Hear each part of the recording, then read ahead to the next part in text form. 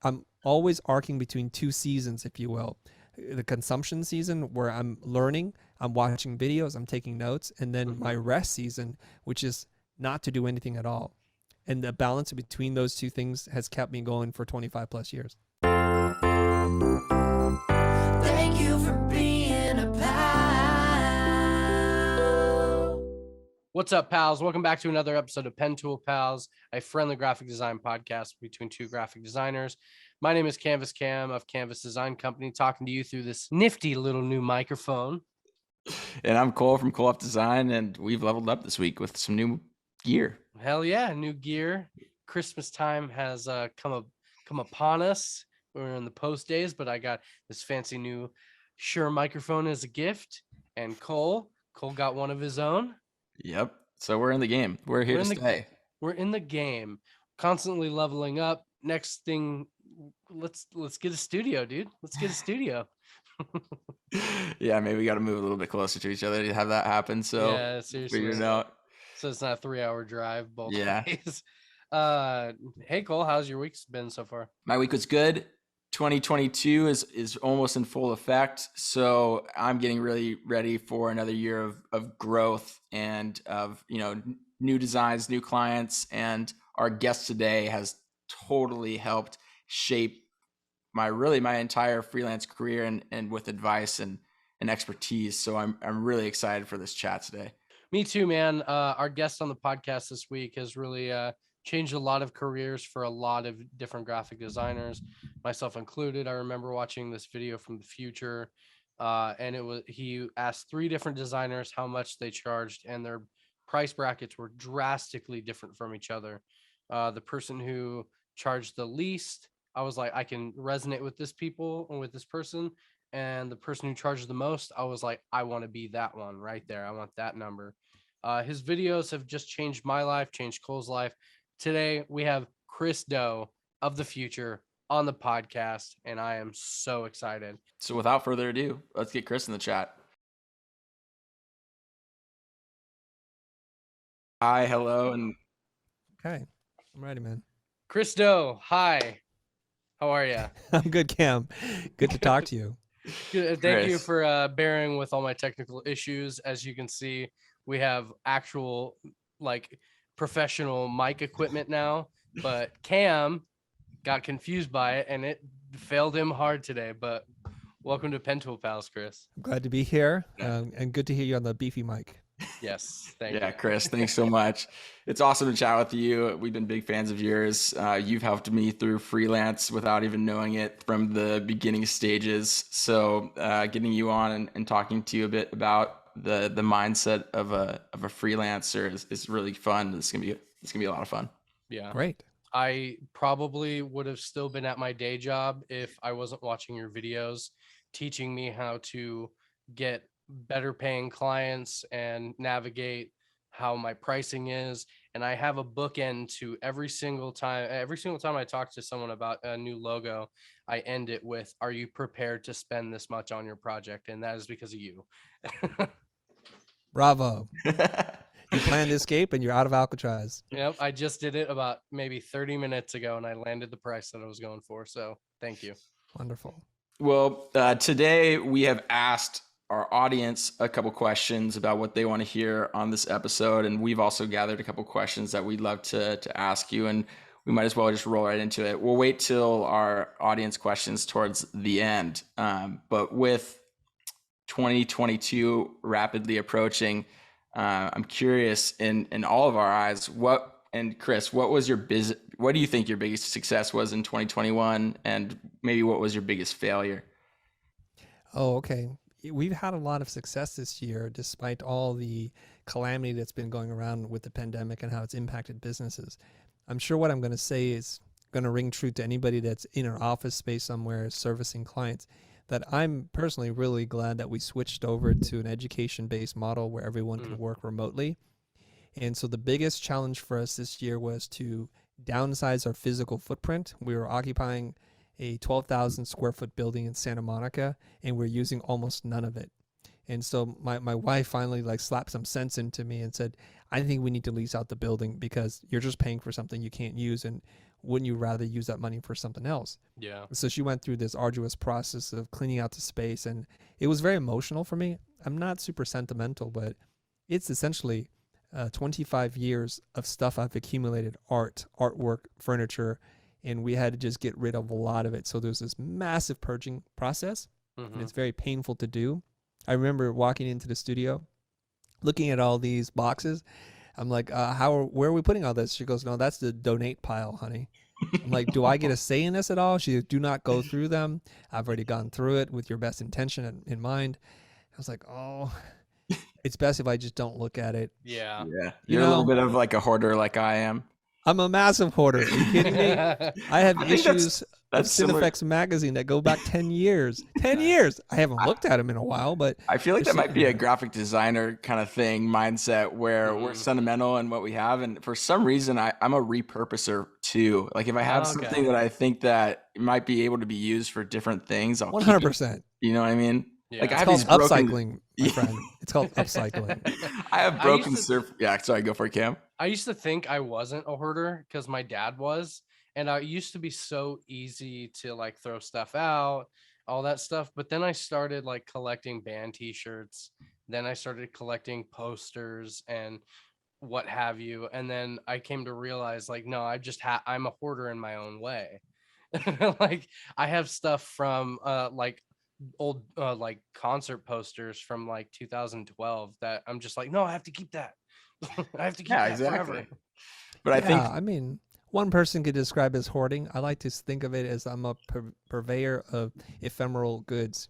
Yes, there you go. that's a much better way of putting it. Mhm. But it sounds like, you bring up a great point, because with the whole COVID landscape, it was crazy. Everyone was typically at an agency job. It seems like we've seen a huge shift that goes into the freelance position, either getting away from having to pay for office space, getting away from having to have like the unnecessary overhead, and everything's kind of been ditched to the bare bones. And that was a very scary thing for a while, and we were never really sure how people would land. But it seems like we've realized what we need at our core essentials about how we can survive and thrive, just like without a big office space. Maybe you're working from home. Maybe you've kind of left your lower paying clients and you've realized your value and are just charging what you think your worth is, and moving forward that way. But yeah, is that something similar? It sounds like this is similar to what you found, right, Chris? Yeah, anything that changes our very fabric of society, how we do commerce, redefining neighborhoods and communities, it's going to be a hard reset for everyone. And I don't think that the pandemic is forcing any business to go out of business when it was thriving pre-pandemic. It just accelerated all the changes.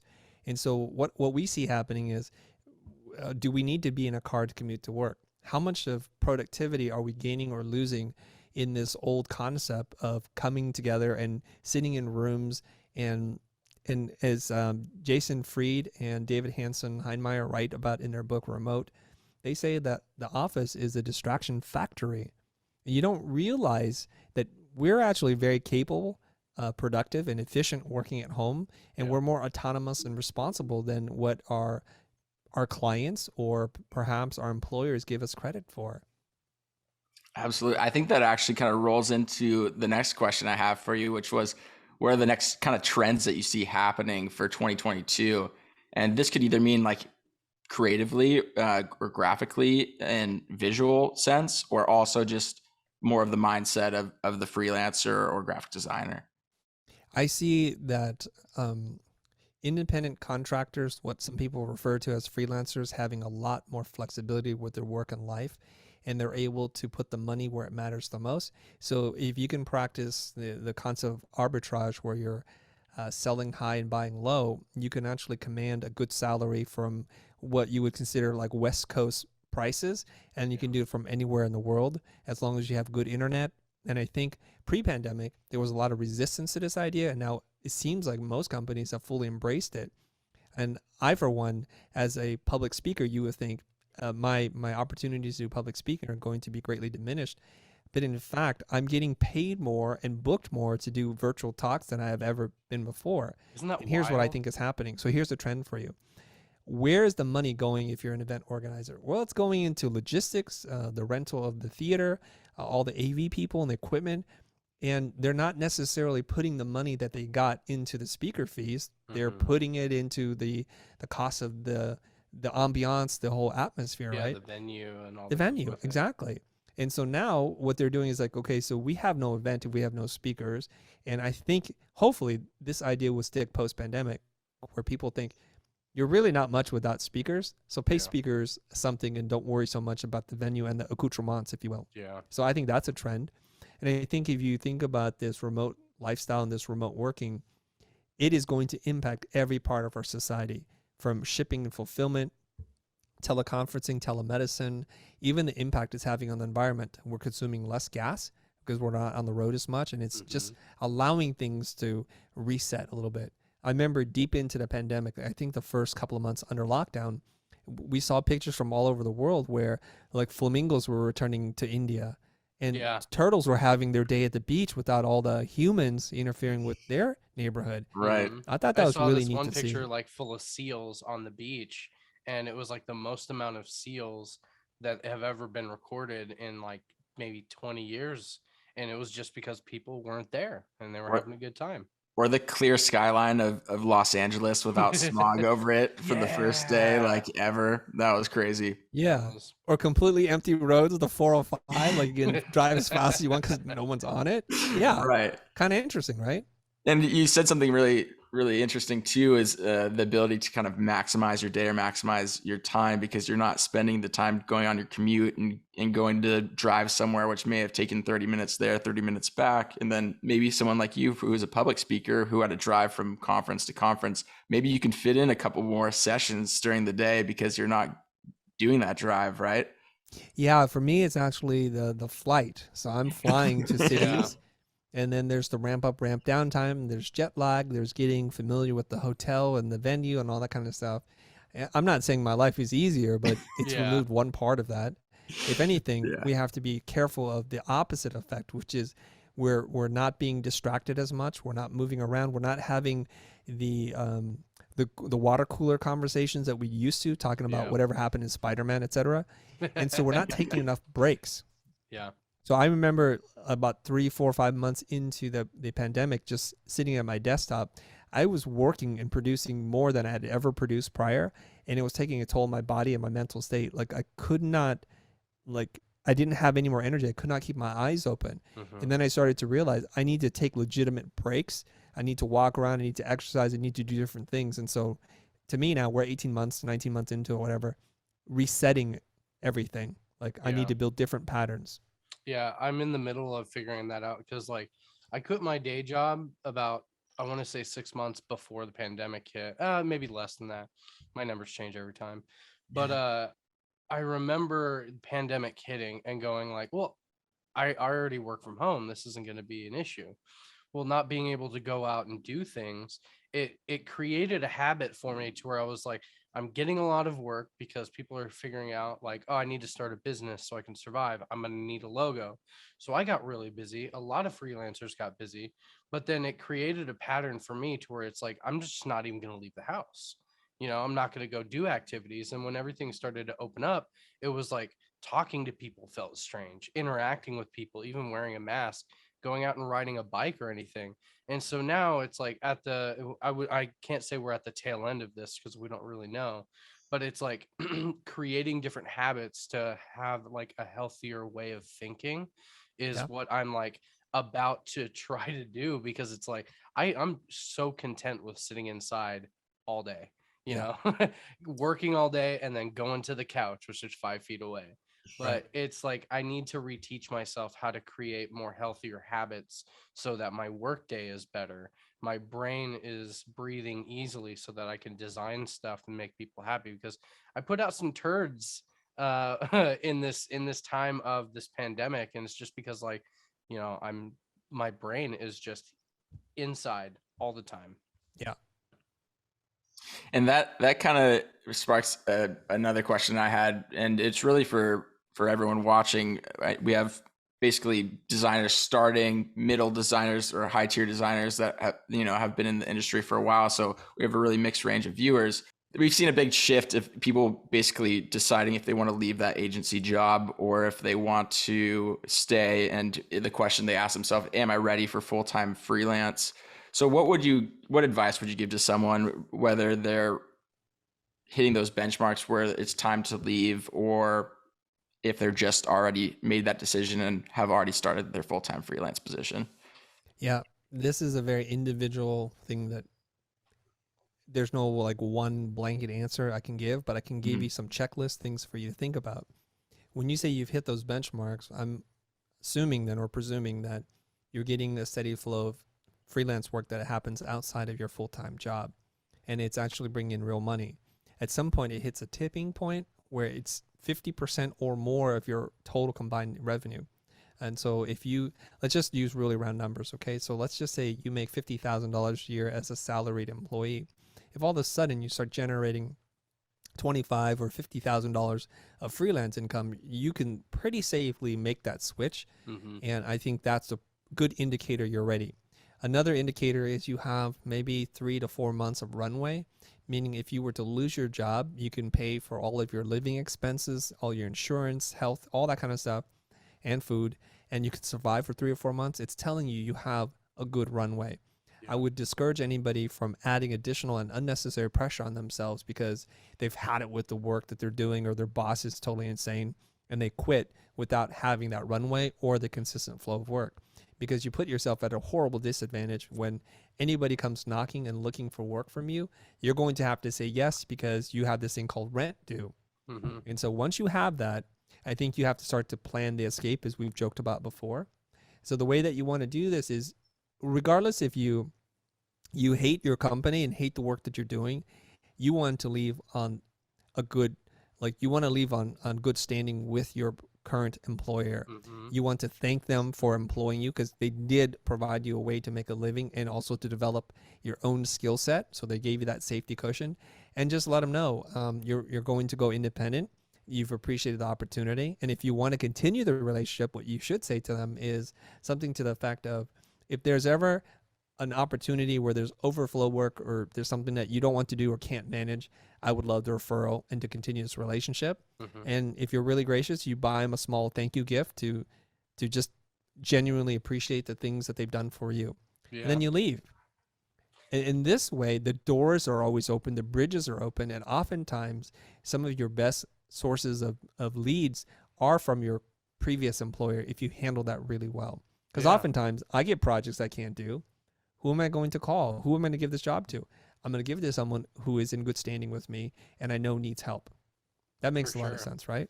Yeah, no, totally. I've heard you say something similar to that, and it's exactly what I did leaving my day job. I used to work for a supplement company based out of Montana, but they had a small office here, and I basically planned my escape. I realized that I was kind of miserable sitting in that office every day, and so for a year I had planned, okay, how can I build up my freelance clientele and still do the job here until I'm ready to kind of fly out, essentially. And I sat them down and I said, hey, I want to go independent. I want to do canvas design company full time. Um, how can I leave here, but still have a working relationship with you guys to where I'm still, I'm on a retainer. And so I've been doing that the last 2 years with them. I left, but I kind of didn't. I was still doing some jobs for them, doing their social media advertising, still what I was doing at the job full time, but on a less scale. I'm actually producing more work for them now on a better hourly. And so it's just kind of like with your wisdom, I was able to do that. Smart strategy, keeping relationships, not burning bridges. And it's like I've been able to essentially survive the pandemic, but also like it's that much more money in the account to keep me surviving through anything. Because with freelance, it's so hit or miss. You have people who are they're interested in getting a logo done or some branding, and then you hit them with a price and maybe it's just too much for them at that time, but there's no guarantee that you're going to get paid. So because of that, that relationship with my old employer, I'm still able to make money and still able to survive and stuff like that. So again, thank you for that advice. Absolutely. There's kind of the age-old question that really all freelancers have, and I've seen your video that's just blown up and gone viral. I don't even know how many years ago I watched it, when you talk about how to charge for a logo or what a logo costs, and that was really the start of it. But instead of asking about how to charge for a logo, which maybe we can get into a little bit more briefly, but I think the bigger question is how to get a higher paying client. And I don't know if this is either using the existing clients that you have currently, or how to go execute to find a new client that's going to be at a higher level. So what advice would you have for someone just looking to raise their pay or income? Oh, it's a very easy answer. There's nuance to how you execute on it. But the answer is really easy. Mm-hmm. What you need to do is to do something that someone feels is a valuable problem for them to solve. So the easiest way to attract a higher paying client is to do something that they perceive to be valuable. And so that's the big, like, 30,000 foot level answer. But then you're probably sitting there thinking, well, duh, how do I do that? Well, first you have to be a person who's going to be a problem seeker, not a problem solver. So you're in search for a good problem to solve. So oftentimes when I'm talking to people who are trying to navigate the sales conversation, the thing that I say to them is, you don't have to use these words, but just have this idea in your head. What is a big problem that my client has not been able to solve so far, irregardless of what it is that I do and what I want the answer to be? And if you ask questions around this, you're going to find out, okay, now here's a big problem. And does the client desire for this problem to go away? Here's a big problem and we don't care. That's not going to help you. Yeah. Here's a big problem and we really care about solving this. And then you can get into, is this something that I have the skill set to solve? If the answer is no, make a note of this problem. And if you keep seeing this problem pop up, or if this problem really excites you, work on it. Like, figure out how you can learn these skills. Yeah. And there's a real kind of simple idea here that a lot of people overlook. So if you have this relationship with a client and you find a big problem you don't know how to solve, what you can do is reach into the network of people that you know, and you can team up. You can definitely team up with people and say, look, there's a complicated web dev project where we have to do some high level e-commerce stuff with a lot of security things that I know nothing about. And that's what you've been doing the last 10 years. What say you about us teaming up? I'll manage the client relationship. Tell me how much money you're going to charge. And if there's any room between what the clients can afford and what they charge, you can profit from that. But here's the most important thing. I would still do it if you made $0 on it. I would still team up with them, because you're going to learn on the job from this other person how they run projects, how they bid it, and all the pitfalls and all the smart decisions they've made. So you're kind of the fly on the wall witnessing what someone else is doing. But here's the best part. It's your client relationship. They're going to call you and not the other person. And you get to add something to your portfolio piece as a person who's managed the project. This is really important. And this is how you're able to develop expertise in fields that you haven't previously have any experience in. Yeah. Yeah, I mean, you bring up a really good point. And I mean, that answers even a question of not how to charge more for what you're doing, but how to just get the whole pie instead of just a slice of it. And it's a very scary thing. Like, we specialize in graphic design, and whenever I tried to go into animation and open up After Effects or something, I got really scared. And I thought, should I be focusing my attention on something that, would take me a while to learn and maybe take away from my current client work when I'm already super busy? It's almost like, do I focus my attention away from something that's already working? And I found a lot of success hiring out and having someone do the job to the side of me, or the website to the side of me, or the photography, right? All things that a brand may need that's basically in your circle, but not what you do specifically. And people find that, if you have a client that has a great relationship with you and you're friends with them, and it's much easier when a client just comes to you and does a one-stop shop versus picking here, and they basically just pay you X to do it all for you, just because you already have the relationship with them. So while we are trapped in at our desk and at our walls, and maybe through the pandemic, we don't go out as much as we want to. What is something that you've found, Chris, that you're able to do to like stimulate your mind and get your creative juices flowing, so that way it's like it's not all just trapped up and you have that standard creative block? I don't think it's changed much. What I need to be creative is moments of silence, moments of boredom. And I find that preceding my most creative and fertile ideas are I'm just bored out of my mind. Yeah. I'm allowing my subconscious brain, your archival brain that never forgets anything, remembers everything, to be able to connect dots for you. And so those moments used to happen at the office and sometimes at home, like when I'm in the shower, I'm doing something mundane, going for a walk, whatever. And oftentimes when you're sitting in a meeting and somebody's giving a big presentation, it's really boring. Your mind is starting to wander and it's going to come up with these ideas. Now that we don't have these distractions and we're working so efficiently at our machines, we're not giving our subconscious or archival brain an ability to do what it's supposed to do. It's quite magical. Yeah. And there's a lot of different studies and theories on how smart your active conscious brain is relative to your subconscious archival brain. And there's a vast difference, right? So you have this amazing creative partner that lives within inside you, that you pay nothing for, will always remain loyal to you, but we have to learn how to employ this other person, your subconscious mind. So if you can build into your habit and your routine moments where you're not actually doing anything, no social media, you could sit outside on your lawn or whatever and stare at the sky, or just go for long walks, not too rigorous, and then just allow those subconscious thoughts to percolate and bubble up, and maybe something will appear to you. So this is really important. So for me, I'm always arcing between two seasons, if you will. The consumption season where I'm learning, I'm watching videos, I'm taking notes, and then my rest season, which is not to do anything at all. And the balance between those two things has kept me going for 25 plus years. That's awesome. So you're someone that takes breaks throughout the day, it sounds like, for a moment of silence, or are you one to grind through like in just 8 to 8 at night kind of guy? I think you have to learn to listen to your body. So yesterday I was trying to power through something and I was really sleepy because I had this gigantic meal, and I just made the decision, I'm going to just go to bed. Whatever is waiting for me on this deadline, you can wait till tomorrow, and I'll just attack this with fresh eyes and a fresh mind. There you go. And then the interesting thing is, while I was brushing my teeth this morning, I was organizing my thoughts, and so that when I was able to sit down, it became really clear what I needed to do.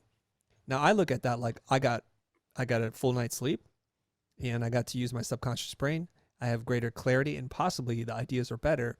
Or I could have sat there and grinded out to midnight and not really produce anything of real value, but I'm doing busy work. And so to me, I almost always, if there isn't a super hard deadline when a client is waiting for something, I'm going to push it because I need to learn to listen to my body. Yeah. There's a bunch of times where it's like I'm stressed out. I'm trying to force myself to work on a project or work on a design that is just like my head's just not there.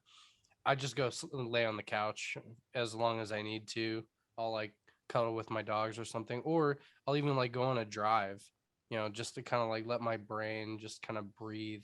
So with your viral video that's talking about the price of a project versus the value of your time, what does that negotiation process look like with you when you're giving them a price and you negotiate back and forth whether you're going to have that value of your time, or a time you charge per time on the project versus price? Yeah, I don't actually charge what my time is worth. It has nothing to do with what my time is worth. I charge what it's worth for the client to make the problem go away. And so this is a very individual conversation. This is something that people who glimpse the video or don't fully grasp the bigger concept, they totally miss it. If I design a logo, and let's just say, Cole, I want to design a logo for you. What would that logo be worth? Like, I'm going to design you the spiffiest, neatest logo for your company. What would that be worth to you? Just talk real with me right now. Yeah, I like this. We'll do some back and forth. Okay. Yeah. So you're asking, what is the logo going to be worth to me, right? Yeah. Like, what would you pay for a person like myself to make a logo for you? I'm curious. What would I pay, or what does my budget look like? Well, whatever. They're the same because you're not going to pay more than your budget unless you want to go into debt. Okay. Yeah, what would you pay? I'll pay $2,000. Okay, you'd pay $2,000. Now, you're a graphic designer, right? Mm-hmm. So you have very high standards, meaning that you're not going to pay someone to do work that's less than what you can do. So it has to be work that you know that you can't do, right? And so in your mind already, you're making lots of decisions. So if I gave you one of those very modern logos where it's essentially picking a really clean typeface and just making some slight modifications, you're probably going to think, nah, Chris, I don't need that. But let's say I'm like this really beautiful like hand lettering artist and I could design this super ornate logo that requires a lot of custom lettering design, then you might say that might be worth it. Did I have this about right? Yeah, I would say so. And just to throw in the mix of it, really, I mean, I would base their talents just on their portfolio prior to speaking with them. So I would already go into the process knowing what their capabilities are, and then again, I would just throw out whatever number that they feel is fair. And then, I mean, we're working with it two ways. I don't want to go back and forth, because if I was hiring out to somebody, sometimes I'll pay them even a little bit more than what they're asking for, just to keep them happy as someone working with me and someone that they want to have a consistent relationship with. But for someone working with me or charging me for a logo, it's usually the opposite. You're right. They're trying to budge me down on price or get me lower so that they get a lower cost on their logo. Yeah, the conversation getting confusing because you can only play the client or the vendor. And All right. Yeah, let's go back. So it's hard. You stick to the script, will you? Yeah, let's go. And everybody, this is not scripted, all right? All right. Usually it's me going off the rails a little bit. Yeah, I got to get you back on the rails there. Thanks, Chris. So you pay about $2,000 for a type of logo, but you have a very specific set of criteria in your mind. And so this is what people who sell creative services need to figure out. Now, what happens if I enter into this conversation saying, well, previously I sold the logo for $1,000, so I'm going to ask Cole for $1,000, or I'm going to charge $25 an hour, and I estimate none of these things have any real bearing to whether or not Cole's going to say yes or not. He's looked at the portfolio. He's seeing what he needs to see. So guess what? He's already made up his mind more than 50% of the time before he even talks to me if he's going to hire me or not. He's already made up his mind, and this is backed up by studies produced by people much smarter than me. And it's increasing, right? With the pervasiveness of the internet and you having websites and portfolio pages, a client is going to look at your work and they're going to make a decision like, I would put you in the running. You're my top pick in these 3 people I'm going to talk to today. And depending on how we hit it off, if we have rapport, I'm going to hire you or not. And they've already made this decision prior to even talking to you. So the best thing that you can do is to have a real conversation with your prospect so that they understand who you are and your creative process to the best of your ability. And focus mostly on what's valuable to you. And so if you say it's $2,000, great. I think I can do something. We might have a deal if you like the work. Now, if I switch over to Cam, how much would you pay for a logo for your company? About $1,000. Okay. And why do you say that? I'm just curious. It varies because I vet the people that come to me. So I kind of get a good feel, ask them a series of questions before, and I kind of get a loose feel of what their budget is. And I kind of hit a little bit higher than their budget. I'm going on. No, I'm talking about you as the client again. I'm the You guys are doing this to me. Yeah. Like if I want to sell you a logo, you're gonna say, I could probably pay you $1,000. Sell me a logo. Okay. So what would I pay for? Yeah. What would you pay a person like myself to make a logo for your company? Oh man, I'd give you $10,000. Okay. For equity. So either way it works. Just take all our money. Right. Chris. Right? Yeah. I'll send you a bill. We'll get the logo going. I know, right? Okay. Now check this out. Everybody who's listening to this, right? If I am the logo maker, which in this case I am, this is kind of strange. I can sell a logo to Cole for $2,000, which is a decent amount, or I can sell one to Cam for $10,000. But again, it has nothing to do with me. It has everything to do with their perception of value and what they want and how big their problem is. Yeah. And this is why the conversation has to be something like this. Now, people oftentimes, at least on my content, they'll start going bananas on this. Okay. So I don't know what your audience is like, but they're going to freak out. It's like, wait, what do you mean? So you're going to charge the rich person more and the poor person less? Not necessarily. I don't look at it like that. Whoever has a bigger problem to solve, who values it more, will pay inherently more for it than the person who values it less. And if you think this is a really foreign concept, allow me to introduce you to many things you do without even thinking about it, or you're actually doing this. Okay, check this out. I assume both of you guys have Amazon, right? Yeah. And so when you order something on Amazon, they give you some options. Do you want it tomorrow? And if you don't have Prime, you're going to pay more for it. If you Mhm. want the same day, you're going to pay the most for it if you don't have Prime. And so we're both going to get the package, but it's not as urgent for me. And I'm actually going out of town, so I prefer it to be sent to me in 3 days versus tomorrow because I won't be here. You get on an airplane, and you'll notice that, and Blair Enns writes about this in his book, Pricing Creativity.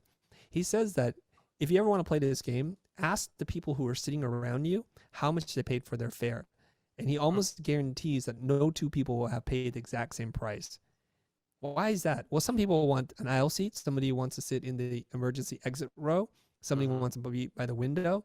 And they go on from being in economy all the way to being first class premier. We're all going to get to the destination at the same time. Yeah. So why is it people are willing to pay more to have, to be in the towards the nose of the plane or have a slightly bigger seat or be able to recline? Because they put value on that. Yeah. I hear You you. see? I think it rolls in even more too, because me and Cam do a lot of apparel graphics, and I think it's a really good example, especially when we talk about pricing per apparel graphic. Because if you have a really small shop and they're only producing 10 shirts, if you charge them, let's just call it $500 for an apparel graphic, they won't even be able to sell their apparel for a profit, because if you're dividing the cost of the design to the cost of the apparel to produce, it's going to be less or none, right? Yeah. The But per then if unit cost is very high. Yes. And then if you go to somebody who's producing 10,000 shirts and you charge them that same $500, then you have a much higher margin on what your cost is. And that's a very specific example, because your client really has an exact cost. But for a logo, it's very ambiguous. You don't know how much money someone's gonna make off your logo. So how is your process when you're talking to them, like, to gauge how big a project is going to be in the beginning? It's not that hard. It's not that different than your apparel graphic analogy here, or your example. The bigger the company, the more places the logo is going to live, the more impressions it's going to have. It's going to live on a website, social media. It's going to be printed on 5,000 different pieces of printed material, and they have 200 employees. So what you need to understand is, if the company buys a logo that they're not happy with, and they have to redo all the uniforms, the delivery trucks, the packages, the mailers, the tape, the direct mail campaign, update all their socials again, that's an expensive endeavor. So what they're doing is they hire people and will pay more as a form of insurance that they're not going to go and hate this in a few days, because that's going to be a disaster for them. And think about this too. Company rebrands, changes their logo. In 2 months, because of a public outcry, they revert back to the old logo. Their reputation, their management team, they all take a hit, because what were you guys thinking? We saw this with really big multi-billion-dollar multinational companies like the Gap saying, "Here's our new logo," and everybody's like, "No, we don't think so," and they went back. And so this is what you need to understand in business. There's all forms of risk, and you can never make risk go away if you want to be in business. So what they're trying to do is they're trying to minimize the risk, and they buy this in the form of hiring a really established firm with great reputation. And even though you or I could design the exact same logo, we don't bring with us that level of certainty and assurance that the really big firms can. And that's why there's discrepancy between what Joe Schmo will charge for something versus Acme agency that has 200 employees that are going to charge a client. Now, the interesting thing here is, even in our example, there's an $8,000 difference in price, even though theoretically I'm going to design the same logo or put in the same effort for Cole as I would for Cam. So we come into the mindset, how much should I charge based on what I'm worth? We're entering into the conversation with a false concept of actually how people buy. I think it also brings up the question, because me and Cam have, in my example, I was not specifically saying how much I would pay you for a logo, but let's roll into that scenario specifically, because you've grown this following and repertoire to where we have an idea of who you are and what you'd pay and what value you bring, at least in our eyes, and that's perception of a follower or a client or prospective client. So where I said 2,000, and let's just use that example, and Cam said 10,000, where they're already going into the situation where they feel like you are going to just take care of us 110%, Right. and it's going to happen, right? We don't have a risk where someone is going to pay $100 for a logo, and we'll see if it works out. And if it doesn't, I'll go buy the $2,000 logo, or then I'll go up to the $10,000 logo. So do you think that perception of person or worth before someone goes and approaches you plays a big factor in it? Yeah, a big factor. So your reputation, and some people would define brand as partly like your reputation, right? So your reputation precedes you. Like I said, the client is looking around, and depending on the scale of the business, they might be reading trades. They might be seeing things in the news about the kinds of work that you've been doing. They might see a rival company or people that they admire working with you. And so you have a lot of social proof. You have a lot of credibility already there.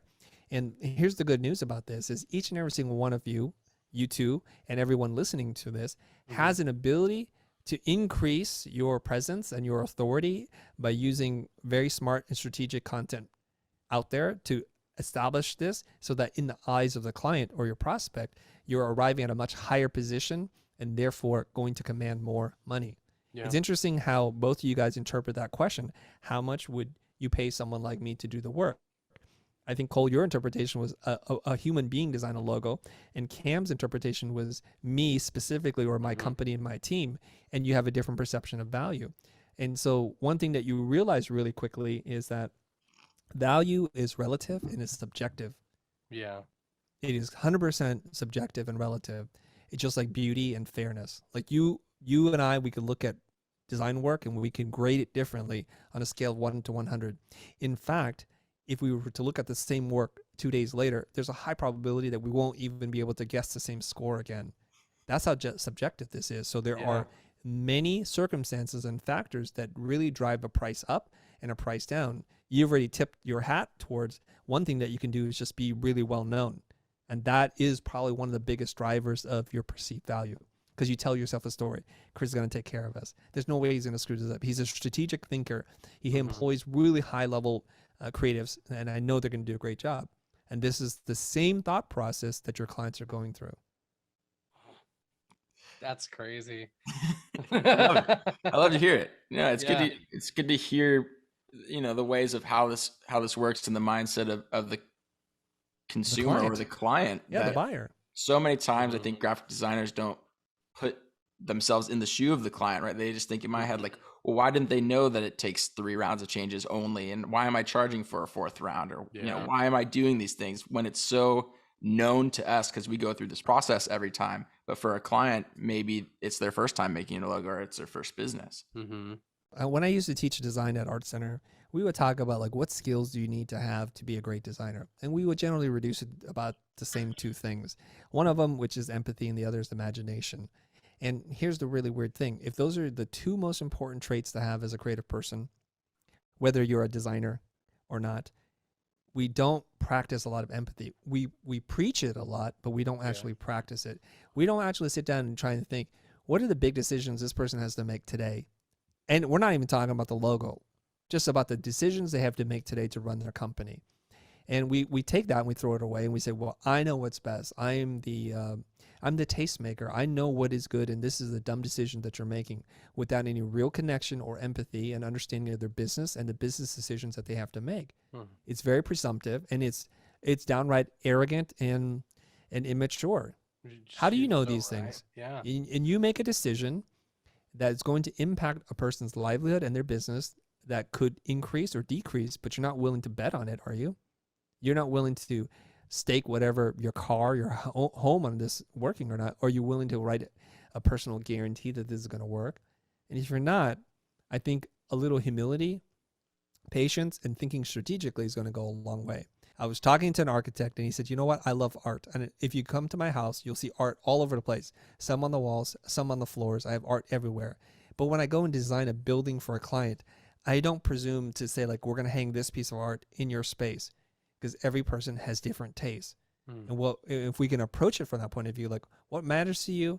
What are your likes and dislikes? What are the mandates? And where do you want me to go to town?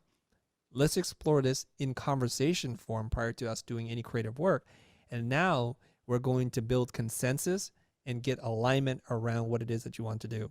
This is how you go away from designing 400 logos that no one wants to buy to possibly presenting to your client 1 or 2 logos that they're going to love.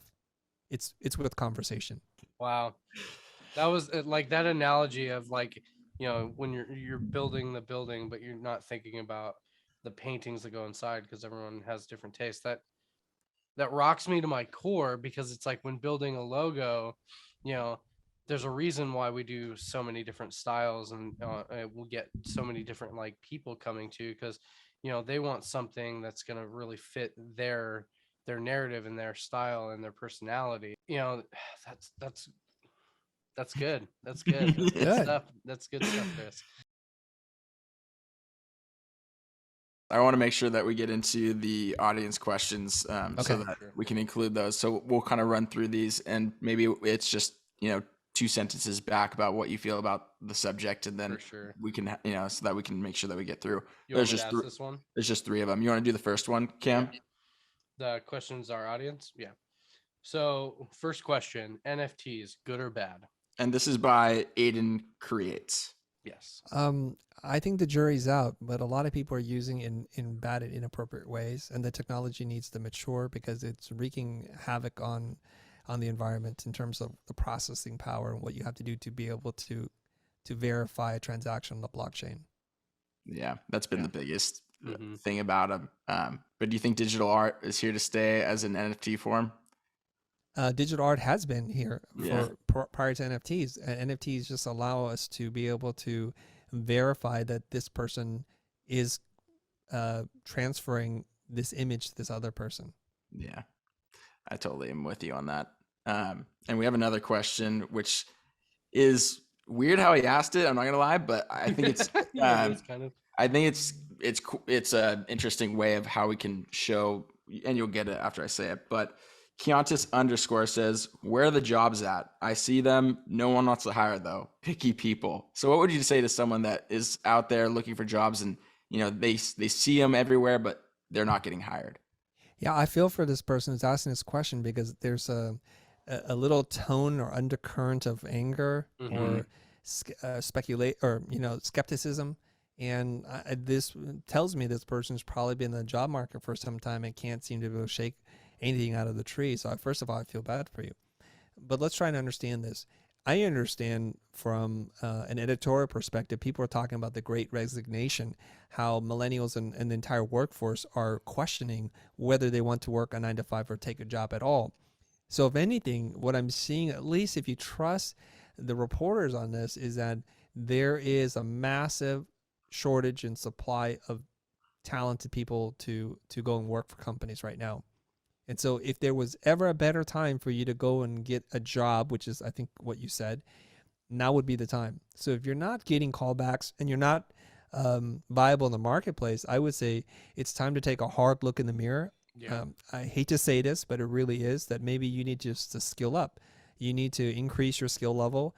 Maybe you have to update your portfolio or find a skill set or develop a skill set that's more in demand today than it was when you were doing it. So for example, if you do, I don't know, packaging design for DVDs and CDs, you're in trouble because nobody makes those things anymore, really. Yeah. And so you need to apply your creativity to something where people want. And this might bother you, but there's a lot of activity happening in terms of content creation, content marketing, and social media marketing. If you can apply your skills to a field that's in demand, you're going to probably have more opportunities. 100%. Yep. 100%.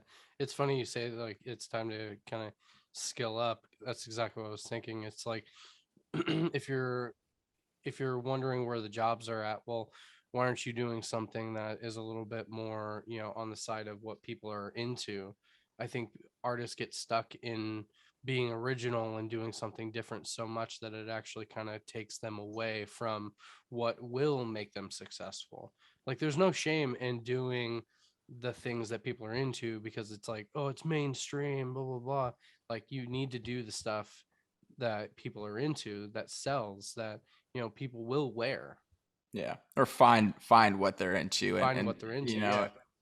And or not. And yeah. Or start not. be an artist, but then Yeah. don't say that the marketplace sucks. Yeah. You made that conscious decision that you don't want to be a mainstream artist. You don't want to be a commercial artist or a Yeah. commercial designer.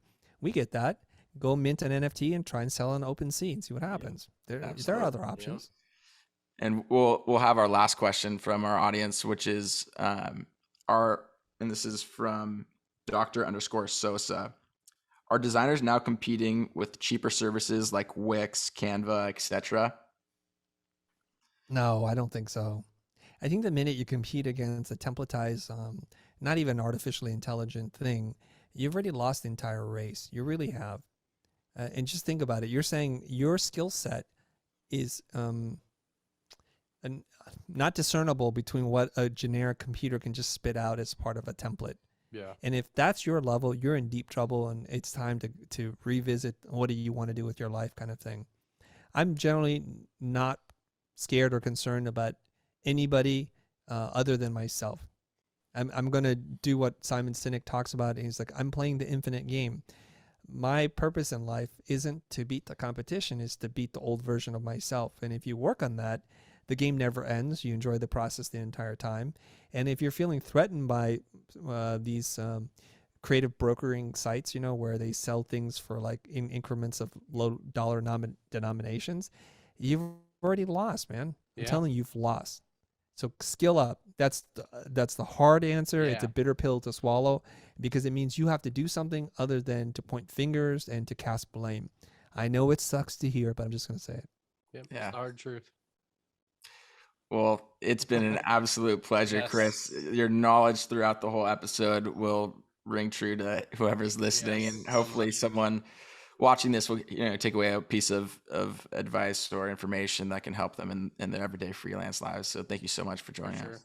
Chris, It's my pleasure. it has been so good having you on. I just want to say thank you on behalf of every designer that you've helped without even knowing. Your videos, the future has changed a whole generation of designers, and you have such an impact on this industry, and I just want to say thank you. I appreciate you saying that, Cam. I would like to end by asking you both a question. It's going to require some thought before you answer, I think. Okay. But if you happen to know it already, just spit it out. So the video that you were referencing has, I think, over 4 million views, and the short cut down version of that has over 40 million views. Yet when I read in the set of comments, there are designers who are all bent out of shape. I can understand when I'm teaching designers how to charge more for what it is that they're doing, to value themselves and to communicate this value to other people, that I'm going to get pushback. I'm going to get pushback from clients and corporations, but not from designers themselves. I do not understand this, and perhaps you have more insight because you're probably closer to kind of the people in our audience. What is the problem with trying to teach people how to charge for a logo? When people make comments like, "Oh, I'd pay for a logo, but not 18,000. You're crazy. This is stupid. What a scam. I'll design that for you right now in Mac Paint." Or they make the craziest comments, and here's what we see is the nature of the creative person. People immediately start to say, "Well, I'll design that logo for you for 10,000." Someone says, "I'll do it for 5." Someone will say, "I'll do it for 200." What is going on in the psychology of the creative person that this is where they default to? I'm curious to see if you have any insight on this. Cam, would you like to start? I will. I want to say that video alone changed my life, because you compared the 3 designers and their pricing. And the first one I resonated to because it was the closest that I charged to. And the last person, when they said their price, I can't remember off the top of my head, but when they said their price, I want to be that person. I was like, I'm going to make every decision from here to be that person charging that much and more. I would say you're reading in the comments section, it's a lot back and forth, because you have business owners that are looking towards the young designers to not charge as much so that they can reap the benefits. And I think that you have designers in the comment section who are like me, to where they're like hopeful, like, okay, I want to be there. This one day I want to be where this person is. I hope I answered your question right, but There's no I wrong think answer. I was just Yeah. curious what you yeah, thought. for sure. I think that the disruption that you can see is a lot of people just not wanting designers to kind of walk into that level of appreciation, and that appreciation of themselves to know what they're worth. Mm-hmm. in a sense. Yeah. And I'll echo both of you. And throughout a lot of our questions we asked you today, Chris, you've responded saying, you know, it's a very individual answer, right? That everyone has their own value or particular like way of going about it. And I think that in this question too, it's the same. I think that we have two different groups specifically. Like we've referenced ourselves, me and Cam, on this show as adults who draw, and that could be told by so many clients that maybe undervalue the amount that a creative charges or what their worth is as a designer in general. And so I think that those people that are angry may value creativity less as what it could do to propel their business. And I think that artists as themselves are trying to get the courage to charge more and feel, you know, great about what the video is saying and how we can help level up and make this a career for ourselves. So, you know, you might be getting that positive response from them. And overall, I think it's just basically figuring out who your audience is, and the people that are basically arguing whether this is right and whether they pay for a $10,000 logo or a $20,000 logo are just basically not people that you want to work with. And the artists that are saying positive things are really just trying to learn and figure out how they can find themselves within the industry. 100% what he said. Yeah. So the way I look at it, like if you're a creative person and you self-identify, like if I were to like everybody in the audience, raise your hand if you're a creative person, and everybody raises their hands, and I say to you, I'm going to teach you how to earn more from what it is that you do, so you can make a higher profit and theoretically work with fewer clients and have more time to do what it is that makes you happy. I would expect everybody to keep their hands up and like, I want a piece of that. Yeah. What shocks me is that there's some people like, no, I don't want that. That's dishonest. That's capitalism. That's greed, Chris. I'm like, okay, that's the part that I can't really understand. And I will say this, right? It's really interesting that our opinions are in large part autobiographical, and they're relative to where we are today. So if you ask me as a person who just graduated from school, what do you think a logo is worth? I might say a couple grand. That would be really nice if I got paid $3,000, because I haven't even been paid jack for anything. And so this looks like a lot of money. And then you get to the $3,000 mark, and then somebody asks you the same question: what should you charge for a logo? I'm like, well, it'd be great if it could be $10,000, and you keep doing this. What's interesting is if you go back in time, let's say now you get to this point in which you're charging $18,000 for a logo, right? You go back in time and you tell your younger self, as a person who just graduated from school, you know you can charge $18,000 for this logo. And what are they going to say? Get the hell out of here. You're just the craziest charlatan snake oil salesman I've ever heard before. And so it's quite interesting how we move the benchmark of what we think is possible relative to where we're at. Yeah. And so the young version of you, Cam, saw that video and said, this is aspirational. I'm not there today, but that seems like a roadmap I can work towards. And so when I made that video several years ago, we had not yet charged $18,000 for a logo, and it was burning a hole inside my soul, because I'm like, Ben Burns, you can do that? I'm going to do that, because I consider myself a better designer. I know it's arrogant for me to say that, but that's what I was thinking. And now people still freak out over that old video, but just to make sure that people continue to freak out, we've charged almost $100,000 for a logo. So I say this in full circle to say $18,000 seemed like a lot of money until you start to charge $50,000, until you charge $100,000. And it's all relative. So what I want to do is encourage each person to listen to this and say, like, I'm not saying from 0 to 100, but there is a path. And if you want it, if you work towards it, if you consistently work on your craft and learn about the language of business and understand what's valuable to your client is not what's valuable to you, if you do that, you can achieve whatever level of success that you set out for yourself. Wow. Yeah. Right. 100%. What you said, Chris. Yes. Wow.